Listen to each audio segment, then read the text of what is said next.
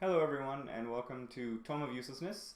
I'm Dan and today I wanted to do a video on Tiny Epic Western, another entry in the Tiny Epic series. I know I've done one previously with Devin. We did one about Tiny Epic Galaxies. I just recently was able to play this copy and I just wanted to kind of give you guys some of my thoughts, talk a little bit about how the game actually plays, and let you know what I think. Off the bat, I really did enjoy Tiny Epic Western and would recommend this one for sure. They have a lot of entries in the Tiny Epic, and I have a big stack of them actually behind me, and I haven't got to them all yet, but this one was a lot of fun. Again, it uses worker placement mechanics, but with a twist, and that's kind of what their shtick is almost, that they do. They take a simple, an old mechanic that's been around for a long time now, but a little twist on it. And one of the cool things that you can do is when you have your posse, they're called, if you place it on the same square as someone else, you can duel them. So a simple combat mechanic using the bullet dice, and if you win you get kind of some bonus victory stuff, and if you lose, unfortunately your guy just chills there, doesn't get the same rewards, but you still don't miss out on some of the later round interactive bits, so you can still gain things despite the loss of the duel. So it's more just kind of like a bonus and just adds a little more antagonism to the game. Like Tiny Epic Galaxies, I do really like that there's a lot of variety because you use these building cards to attach to like your base where you operate from, and it changes one of the spots to do something different, give you different resources, give you different powers. There's a lot of interaction with some of the other poker cards, which I'll get to. So lots of different changes, lots of different, like no replay is going to be the same because different cards are going to come up, people are going to buy different buildings. So a lot of variety there, lots to play through in just like a tiny box, which is the whole marketing of them. You have all sorts of different posse leaders. You got gunslingers and cowgirls and bankers and ranchers. They all have their own special power as well, which again gives you either a bonus or gives you a resource that other people aren't going to get at certain phases. So tons of variety there. One kind of neat mechanic I really did enjoy. You have these poker cards, and at the specific phase you play 3-carded poker, and every player has their own secret card which they might reveal for a bonus in one of the duels, but the board has its own hidden card as well. So throughout the round you can see what kind of poker hands you can make, plus what kind of poker hands other players might be able to make and the game that you're going to play against make. But you're not going to know what this hidden card is until the reveal, and so your plans might go awry because he might have a really good poker hand suddenly on spots you thought you were going to win. So again, lots of cool variety there, and I just really enjoyed it for that reason. One of the things I do like as well is, like I was saying, worker placement games sometimes where you're building your own tableau, sometimes not a lot of player interaction. So I like the dueling mechanic there, so you can kind of get in somebody's face, wreck their plans a little, as well as when you're on the same space as them, you play the poker against them, not against the board now. So you can kind of look at it, if you're like, I have a really strong poker hand there, gives you an extra edge over that opponent to try to get more resources than them through that kind of interaction. So really great. Like I said, I'll show you a little bit about just kind of how that plays out in a round. Let's switch up the camera angle. So here we have kind of a setup of what it would look like when you're playing. Like I was saying before, every color has their own kind of home base, and as you buy buildings, you modify this space right here. So when you purchase a building from one of these squares, it goes back here. And then now when players play on this square, they get to access the special power of this building. Sorry about the glare, I sleeved my cards here, so there might be some reflection. As I mentioned, simple worker placement mechanic. So on your turn, you place your worker on a square, and a lot of them give different options. So again, really cool, that you can either do something immediately, so I can go here, gain a resource, or I can do a delayed effect here where if I win the poker, I get double the resource.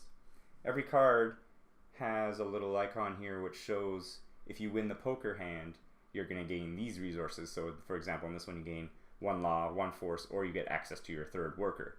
Normally you only have 2 workers, or posse, sorry.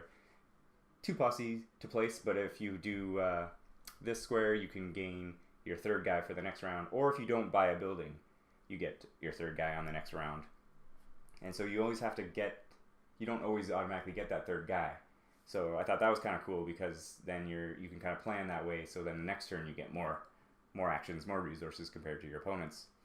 As I mentioned previously, the poker mechanics, so when it comes to you flip the card and reveal, and then so you can see now what they call it the rival, what his card is, and then when you play against your opponents or against the rival, you use these 2 cards that are on the outside of the square that you're resolving. So for example, his hand here consists of a 4, a 3, and a 1. Over here it'd be a 5, a 2, and a 1. And you'd have your own card as well. At the beginning you get 2 cards, and you get to choose one. So you can kind of look, because these are dealt beforehand, so you can look and be like, oh, okay, with that 5, I can make a pair of 5s on this table. Over here I got another pair of 5s with a 4, so you can kind of plan ahead to make the best poker hand, give you the best chance at the most resources. The dice for the combat, as I was mentioning previously, you got these little bullet guys, little bullets, and they have numbered 1 to 6, and you just kind of roll them up. So 5 versus, versus a 5.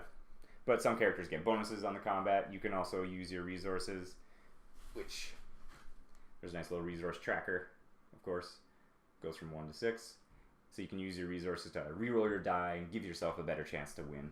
Which I thought was a neat mechanic in how that's done, because it's basically one player can modify their roll, and then the other player can decide whether or not to also modify. And so it's like both players continually get that opportunity until they're both like, okay, no, I don't want to spend any more. My score is locked in. And whoever has the higher force on the duel is the winner. Tie going to the defender, which was annoying. I got caught by that. So, like I said, every round it's pretty simple. You just place your posse. You gain the resources following. You got little markers here on the tracker. Nice little wood guys. And then you spend them to buy buildings, which give you either bonuses or certain things like that. Because at the end of the round, you can see at the top of these buildings here, at the end of 6 rounds, you can see at the top here where there's got kind of like these little icons. So this shows you the victory points. At the end of 6 rounds, whoever has the most victory points is the winner.